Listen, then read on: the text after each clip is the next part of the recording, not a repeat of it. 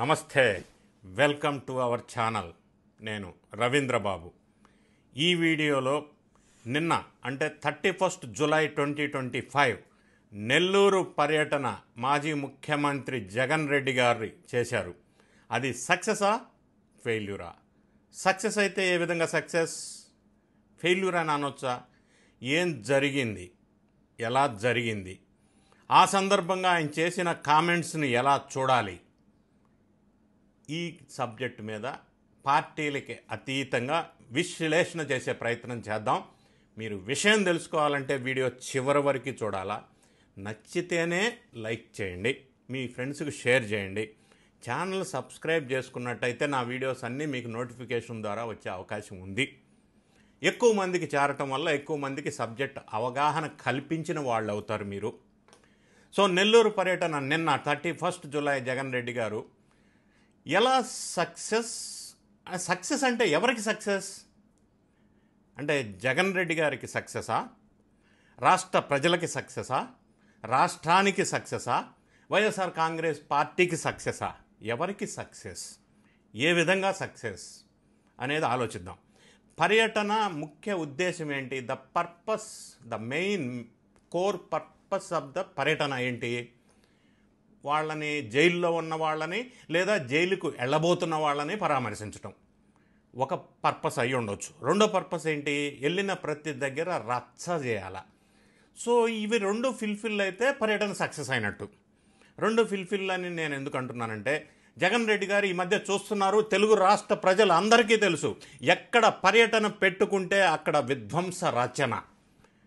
చాలా కాలం క్రితం ఎక్కడి నుంచి స్టార్ట్ అయింది పరంపర అంటే, వినుకొండలో రషీద్ అనే ఒక వైఎస్ఆర్ కాంగ్రెస్ పార్టీ కార్యకర్త చనిపోయినప్పుడు ఈయన పర్యటన మొదలుపెట్టారు. ఫస్ట్ పరంపర అక్కడి నుంచి స్టార్ట్ అయినట్టు ఉంది, మనకు తెలిసే సబ్జెక్టు కరెక్షన్. అక్కడ వినుకొండలో పెద్ద రచ్చ స్టార్ట్ అయింది. అప్పుడు రషీద్ అనే అతను ఎవరు ఏంటి అని మద్యం స్కాము వెలుగులోకి వచ్చిన తర్వాత అసలు విషయం వెలుగులోకి వచ్చింది. ఈ రషీద్ అన్న అతను మా వైన్ షాపుల దగ్గర డైలీ క్యాష్ కలెక్షన్ ఏజెంట్ అతను. అందుకని అక్కడ ఆయన్ని పరామర్శించడానికి వెళ్ళాడు. ఆ తర్వాత వెలుగులోకి వచ్చింది, నార్మల్ కార్యకర్త కాదు, మద్యం స్కామ్లో క్యాష్ హ్యాండ్లర్ కదా, కాబట్టి వెళ్ళాల్సిందే. వెళ్ళాడు, రచ్చ అయింది, అది వేరే విషయం. తర్వాత గుంటూరులో ఎలక్షన్ ఆంక్షలు ఉన్నప్పటికీ, అంటే కోడ్ అమల్లో ఉన్నప్పటికీ లెక్క చేయకుండా పోలీసు వారు ఇచ్చిన ఆంక్షలను పెడదారిని పెట్టేసి మిర్చి యార్డు పర్యటన చేశారు, రచ్చ చేశారు. మిర్చి బస్తాలన్నీ తొక్కేశారు, మిర్చి బస్తాలు లారీలో ట్రాక్టర్లు వేసుకొని దొబ్బేశారు. ఆ తర్వాత పొదిలిలో పొగాకు రైతుల పర్యటన, పొగాకుకి మద్దతు ధర కోసం పర్యటన అన్నారు. అక్కడ ఏం చేశారు? పొగాకు బస్తాలన్నీ స్పాయిల్ చేసి తొక్కేసి నాశనం చేశారు. తర్వాత ఏమైంది? సత్తెనపల్లి రెంటపాళ్ల దగ్గర పర్యటన, సింగయ్యని టైర్ కింద వేసి తొక్కేశారు. ఆ తర్వాత సత్తెనపల్లిలో గంజాయి బ్యాచ్ పర్యటన. ఆ గంజాయి బ్యాచ్ని పర్యటించడం ఏంటో మరి మనం ఆలోచించుకోవాలా.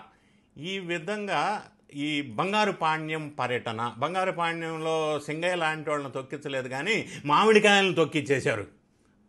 సంవత్సర కాలం పండించిన రైతులు పండించిన మామిడికాయలను తొక్కిచ్చారు. పర్వాలా, సింగయ్య ఇంకో సింగయ్యని తొక్కించలా. సో నెల్లూరు పర్యటనలో కూడా మళ్ళీ ఇంకొక సింగయ్యని తొక్కిస్తారాము టైర్ కింద, లేకపోతే మామిడికాయలను తొక్కిస్తారాము అని కొంత టెన్షన్ వాతావరణం నెలకొన్నది. అయినా అవన్నీ జరగలేదు. ఎందుకంటే జన సమీకరణ ఎంత ప్రయత్నించినా కూడా వెలబోయింది. కానీ వెలబోతున్న ఆ పర్యటన విజువల్స్ వాళ్ళకి సంబంధించిన మీడియాలో కవర్ చేస్తూ చిన్న మిస్టేక్ చేశారు. ఏంటంటే ఆ విజువల్స్, జనం లేని విజువల్స్ పెడితే కష్టం కదా, అందుకని ఏం చేశారు? బంగారుపాణ్యంలో పర్యటించిన విజువల్స్ ఉన్నాయి కదా, అవి ఇక్కడ పెట్టేసి నెల్లూరు పర్యటన సక్సెస్ అన్నారు. అరే ఎక్కడ మిస్టేక్ జరిగిందంటే, ఆ విజువల్స్లో ఎడిటింగ్ చేయలా. ఒక దగ్గర కమాన్ మీద మార్కెట్ యార్డ్ బంగారుపాణ్యం అని కనిపిస్తూ ఉంది ఆ విజువల్లో, జనం ఉన్న దగ్గర. ఈయన వెళ్ళింది నెల్లూరు కదా, నెల్లూరులో బంగారుపాణ్యం విజువల్స్ పెట్టేసి నెల్లూరు పర్యటన సక్సెస్ అంటారేంటి? అట్లా పెట్టాల్సి వచ్చిందా కవర్ జనం కోసం? ఓకేలే, సిద్ధం సభలో గ్రీన్ మ్యాట్ వేసి పెట్టాల జనాన్ని, అట్లా అన్నట్టు. సరే, ఆ విధంగా మరి సక్సెసో కాదో తెలీదు. తర్వాత నెక్స్ట్ పాయింట్, పర్యటన ఎందుకు? జైల్లో ఉన్న కాకాణి గోవర్ధన్ రెడ్డి, సౌమ్యుడు, అందగాడు, ఆయన అసలు జైలుకి ఎందుకు వెళ్ళాడు? క్వాడ్జి వ్యాపారంలో అక్రమ సంపాదన సంపాదించిన కేసులోకి జైలుకి వెళ్ళాడు. ఇప్పుడు అటువంటి వ్యక్తి చేసిన తప్పేంటి? ఏం అక్రమ సంపాదనది?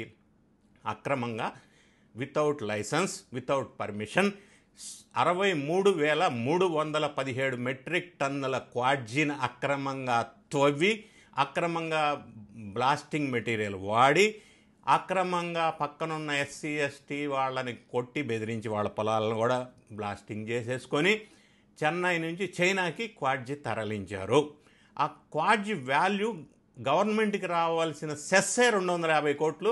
యాక్చువల్ క్వాడ్జ్ ఆయన తవ్వి పంపించుకొని వ్యాపారం చేసిన క్వాడ్జ్ వాల్యూ 36,000 కోట్లు. ఇంకా ఏం చేశారనేది తర్వాత వెలుగులోకి వస్తుంది. ఇది ప్రాథమిక విచారణలో. సో అటువంటి వ్యక్తిని పరామర్శించారు ఈయన చాలా కాలం తర్వాత. అంటే ఆయన చేసిన అక్రమ మైనింగ్ క్వాడ్జి వ్యాపారాన్ని సమర్థిస్తుంటే పరామర్శించారా? ఆయన చేసింది తప్పు కాదు అని నమ్ముతున్నారు కాబట్టి పరామర్శించారా? అక్రమ క్వాడ్జి వ్యాపారం చేసి జైల్లో ఉన్న వ్యక్తిని పరామర్శిస్తుంటే, వెనకేసుకొస్తుంటే, సపోర్ట్ చేస్తూ ఉంటే ఏం మెసేజ్ ఇస్తున్నాం మనం? అది సమర్థనీయం. అంటే ఆయన మనం సమర్థిస్తున్నాం, నేరస్తుల్ని అక్రమంగా జైలుకి వెళ్ళిన వాళ్ళని సమర్థిస్తున్నాం, అంతేగా? Okay, accepted. Second, Prasanna Kumar Reddy, ఆయన్ని పరామర్శ. ఎందుకు పరామర్శించారు వచ్చింది? సొంత చెల్లెల వరసయ్యే ప్రశాంతి రెడ్డి ఎమ్మెల్యే, మహిళా ఎమ్మెల్యే, ఆమెని మనం ఈ వీడియోలో నేను చెప్పలేని, అనకూడని, వినకూడని మాటలు దూషించటం. అబ్బా, విమర్శించటం వేరు, దూషించటం. అటువంటి దూషించిన వ్యక్తి ఈయన పరామర్శ.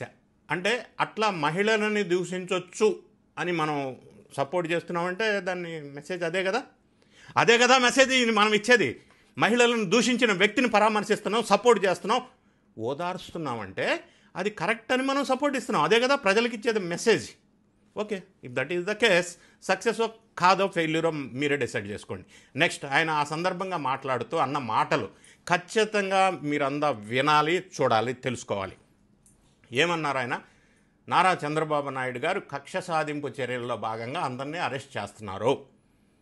పాయింట్ నెంబర్ 2, ఎప్పుడో కాలేజీ డేస్లో పెద్దిరెడ్డి రామచంద్రారెడ్డి నారా చంద్రబాబు నాయుడు గారిని ఆ రోజుల్లో గొడవల్లో చెప్పుతో కొట్టాడు. ఆ కోపం పెట్టుకొని ఆఫ్టర్ 50 years ఇప్పుడు చంద్రబాబు నాయుడు గారు పెద్దిరెడ్డి రామచంద్రారెడ్డి కొడుకు మిథున్ రెడ్డి మీద కక్ష సాధింపులో భాగంగా జైల్లో పెట్టారు. మిథున్ రెడ్డి గారిని జైల్లో ఎట్లా పెట్టారు? ఆయన సుప్రీంకోర్టుకి వెళ్ళలేదా? హైకోర్టుకి వెళ్ళలేదా? హైకోర్టుకి సుప్రీంకోర్టుకి బెయిల్ కోసం షటిల్ సర్వీస్ చేశారు కదా. మరి కోర్టు వాళ్ళు ఏం ఆదేశించారు? అదుపులోకి తీసుకొని విచారణ చేయమన్నారు కదా. మరి విచారణ చేసిన తర్వాత, డాక్యుమెంటరీ ఎవిడెన్సెస్ ప్రొడ్యూస్ చేసిన తర్వాత, ఆధారాలు ఉన్న తర్వాత కదా జైలులో ఆయనకి జ్యుడిషియల్ రిమాండ్ విధించారు. అది కదా విషయం. నంబర్ 1. నంబర్ 2, పెద్దిరెడ్డి రామచంద్రారెడ్డి గారు కాలేజీ డేస్లో ఎస్వి యూనివర్సిటీలో చంద్రబాబు నాయుడు గారిని చెప్పు తీసుకొట్టారా? ఎవరిని ఏ చెప్పుతో ఎప్పుడు కొట్టారు, ఎప్పుడు కొడతారో మనం అనాలిసిస్ చేద్దాం. నారా చంద్రబాబు నాయుడు గారు పెద్దిరెడ్డి గారి కంటే కూడా 2 years సీనియర్. ఎస్వి యూనివర్సిటీలో ఇద్దరు చదువుకున్న మాట వాస్తవం. ఈయన కంటే 2 సంవత్సరాలు ఆయన సీనియర్ స్టూడెంట్. ఇద్దరు స్టూడెంట్ యూనియన్స్లో ఉన్నారు. కానీ పెద్దిరెడ్డి రామచంద్రారెడ్డి గారికి ప్రత్యర్థి స్టూడెంట్ యూనియన్ నాయకుడు చంద్రబాబు నాయుడు గారు కాదు. ఆయన పేరు ప్రొఫెసర్ సుబ్రహ్మణ్య నాయుడు.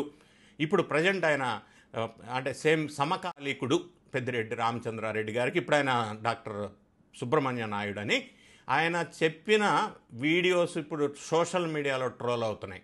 ఆయన ఏం చెప్పారంటే, ఆయన ఏం చెప్పారంటే పెద్దిరెడ్డి రామచంద్రారెడ్డి ఆయన క్లాస్మేట్స్, ఒకే బ్యాచ్.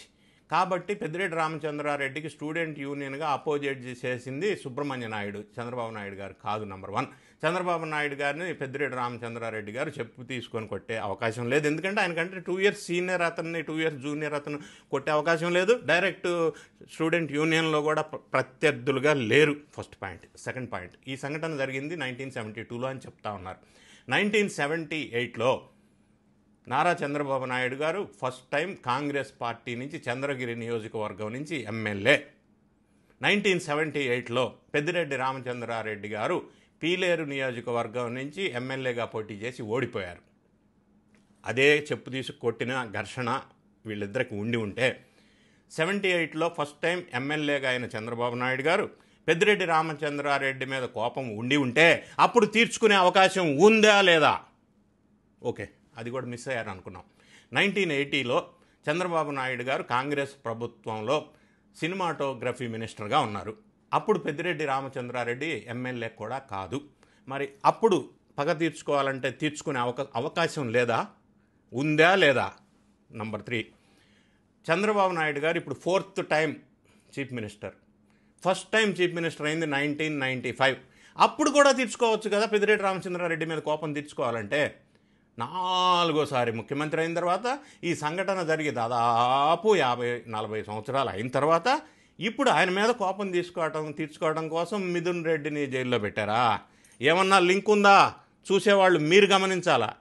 ఆయన చెప్పింది జగన్ రెడ్డి గారు ఎంతవరకు వాస్తవం ఉంది, ఎంతవరకు లాజిక్ ఉంది, మనం ఒకసారి అర్థం చేసుకోవాలా.